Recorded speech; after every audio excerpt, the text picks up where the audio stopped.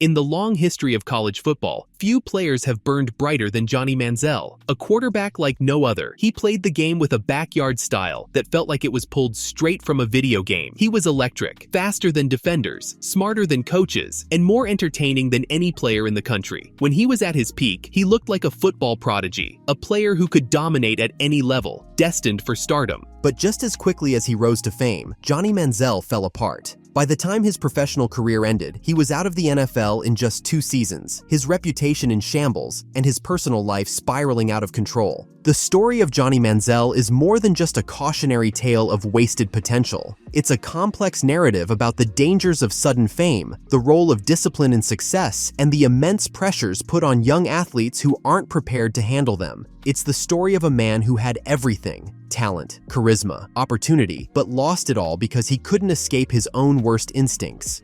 To understand his downfall, we have to go back to the beginning, before the scandals, before the headlines, before Johnny Football became bigger than the game itself. Even as a young kid, Manziel had a natural instinct for making plays that others wouldn't even attempt. He had an uncanny ability to extend plays, escape pressure, and improvise on the fly. He wasn't the biggest or strongest quarterback, but he was undoubtedly the most exciting. At Tivy High School, Manziel quickly became a Texas high school football legend. Initially, he played as a wide receiver before switching to quarterback as a sophomore. By the time he was a junior, he was unstoppable. In his final 2 seasons, he threw for over 7,600 yards and 76 touchdowns, while rushing for over 4,000 yards and 77 rushing touchdowns. His ability to evade defenders, keep plays alive, and throw pinpoint passes on the run made him look like a cheat code. Manziel's performances drew attention, but surprisingly, he wasn't considered a 5-star recruit. While he was heavily recruited in Texas, bigger programs overlooked him in favor of more traditional pocket passers. Schools like Texas and Oklahoma weren't convinced that his style would translate to the college level. Even Texas A&M originally saw him as a backup plan, offering him a scholarship only after other targets fell through.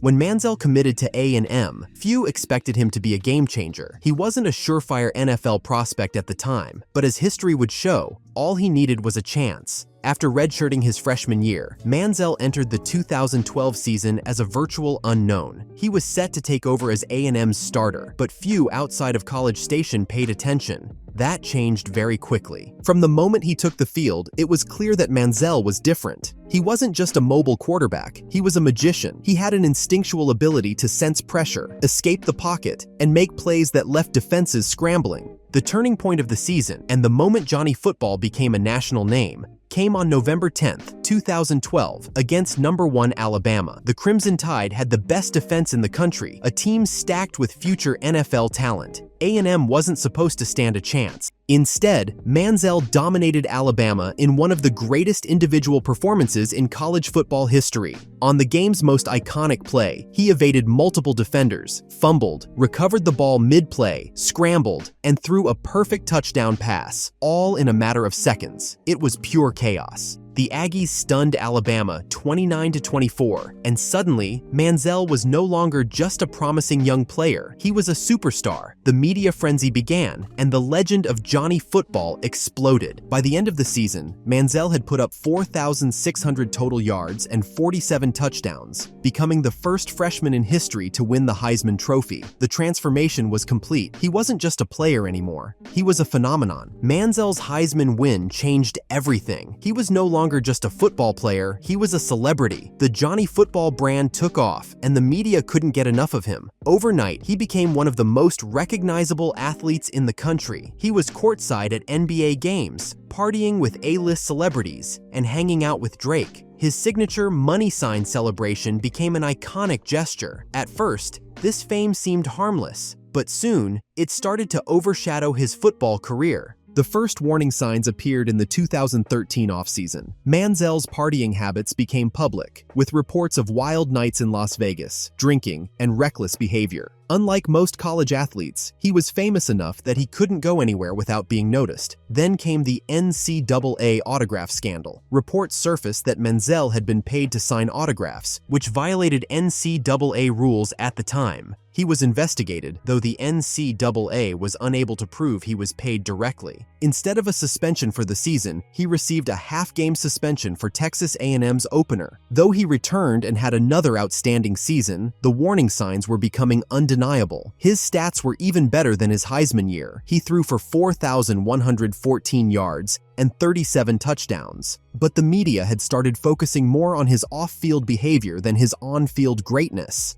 By the end of the 2013 season, it was clear that Manziel was going to the NFL. He had nothing left to prove in college, but the question lingered: was he truly ready for the next level? When Manziel declared for the 2014 NFL Draft, opinions were split. On one hand, his talent was undeniable. He had shown an ability to take over games like few quarterbacks ever had, but scouts questioned his discipline, size, and ability to play within a structured offense. Manziel's draft stock fluctuated wildly. Some analysts saw him as a top 10 pick, while others thought he wasn't worth a first-round selection at all. On draft night, Manziel fell further than expected. Teams passed on him, unsure whether they could trust him as a franchise quarterback. The Cleveland Browns, desperate for a quarterback, took him 22nd overall. Immediately after being drafted, Manziel sent a text to the Browns coaching staff that read, "Let's wreck this league." At the time, it sounded like confidence. In hindsight, it was a warning sign. The Cleveland Browns had high hopes when they selected Johnny Manziel with the 22nd overall pick in the 2014 NFL Draft. They envisioned him as the quarterback who could finally turn their struggling franchise around.